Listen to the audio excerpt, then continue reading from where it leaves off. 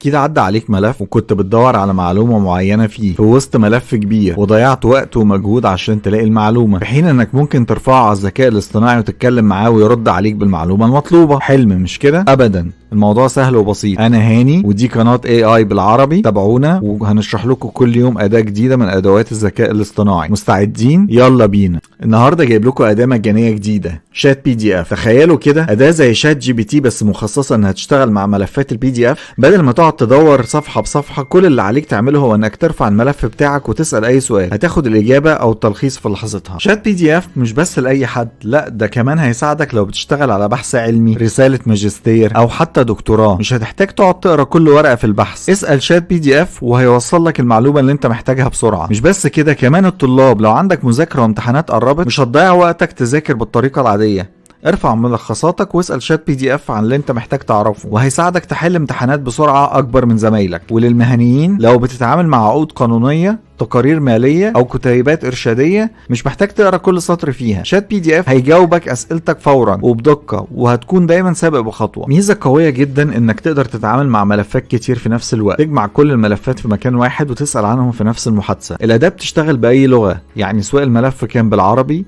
او بالانجليزي او حتى كان بلغة تانية مش هتفرق، شات PDF هيكون معاك في كل الحالات. كمان الاجابات بتبقى موثقة، مش مجرد كلام عشوائي. كل اجابة بيقدمها بتكون مستندة على المصادر الموجودة جوه PDF نفسه، يعني كل حاجة موثقة. خلينا نجربها كده مع بعض. ادخل على اللينك اللي موجود في الوصف وارفع ملفك. انا هنا رفعت ملف الدستور المصري وسألته ايه هي المادة رقم 19. شوفوا كده معايا الرد، ولو رحت للمادة 19 هتلاقوها بتتكلم في نفس الكلام اللي رد عليا بيه عن التعليم. لو عجبك الكلام ده جرب شات PDF مجانا من خلال رابط اسفل الفيديو وشوف بنفسك قد ايه هتوفر في وقتك ومجهودك. وبالمناسبة لو عندك فكرة لروبوت دردشة، شات بوت يعني، وعايز تبنيه، تواصل معايا على الميل هسيبهولك في الوصف، وانا هساعدك في تطوير الحل المناسب باستخدام الذكاء الاصطناعي. ما تنساش تعمل لايك واشتراك في القناة عشان تشوف كل جديد من ادوات الذكاء الاصطناعي اللي هتغير حياتك. شكرا.